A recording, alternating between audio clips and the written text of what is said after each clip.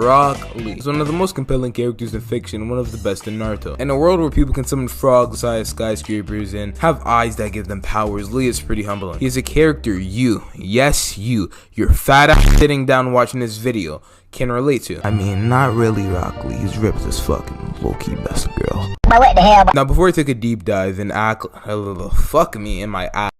I take a deep dive into Rock Lee's character, I just want to say I make variety. I'm a small YouTuber. My main goal is to blow up. Act like I don't know nobody.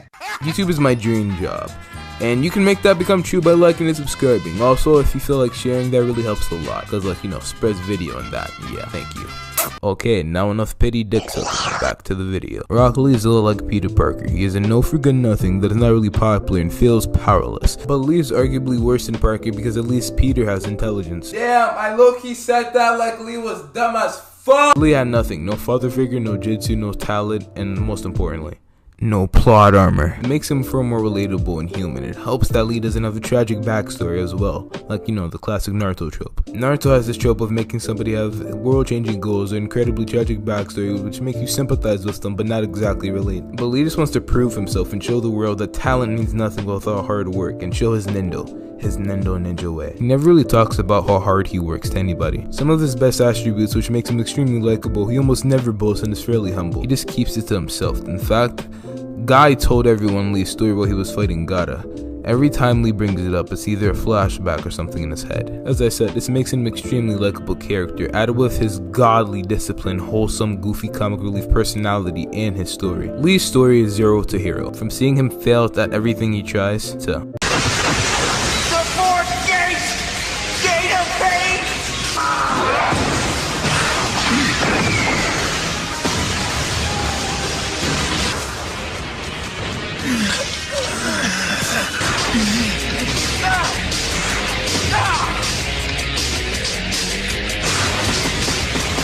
I am not going to lie to you, when I first saw Lee, I thought, dang, this nigga's look here weird ass filler side character, and I bet he's gonna get washed by this nigga side. Nah, nigga. Get that weak shit out of here. Bro, you're trash, bro. Lee is now my favorite character. Lee's heart and dedication and how he said he was gonna do something and did it always made me respect him. But let's be honest, he would not be able to do any of this without the one and only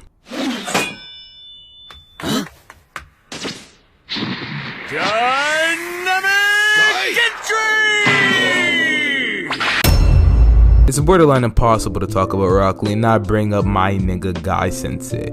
His relationship with Lee is what I wish to have with any man. Wait, what? No, pause. His relationship with Lee is what could have been of Kakashi and Sasuke if, you know, Sasuke didn't. When Guy first saw Lee, he kept it a band with him and said, my nigga, you're trash, respectfully. But he saw himself in Lee and trained him to be the ultimate shinobi, teaching him gates, hidden lotus, and many other techniques. Low-key, this video is gonna go for the side a bit. I just wanted to say this. I saw this one post saying Guy is probably Lee's dad and forgot his mother's face. That was a lot more funny on script. Please do not subscribe, bro. It was one bad joke, bro. Calm down. Tired of suffering. Guy Sensei is the Uncle Ben role to Lee, and is basically Lee's father. It makes sense why Lee's parents aren't shown, because they don't need to be. With Naruto, character's parents, they were legendary powerful shinobi. Well, besides, throughout the whole entire show, Lee has never disrespected Guy Sensei directly, and if he has, he hasn't really meant to, unlike lots of other characters. The way Lee looks up to Guy is almost humbling and sweet, and gives me this warm fuzzy feeling. But back to Lee.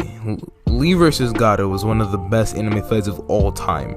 From seeing him take off his waist to seeing him open the gates, even to watching this nigga fight while he was KO! Well, he was about to anyways, until... Also, another side note, how the gates work is amazing. How it breaks his body down and it gives him power, and he can only use it to protect his Nendo is amazing. And when he uses it against Gaara, I legit nutted in my pants. In fact, I got nut in my pants right now!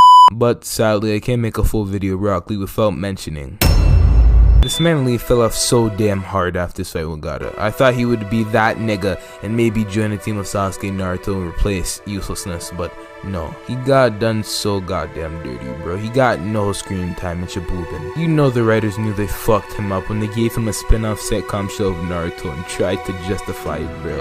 Like, that's not justice, bro. And let's keep it a band. No one watched that shit. It wasn't even canon.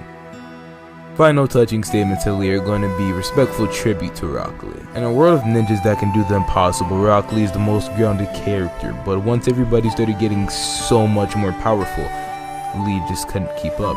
It's almost as if talent beat hard work. But in the real world, that's not how it works, and Lee taught many powerful lessons that still live through us today, and that is Rock Lee's ninja way.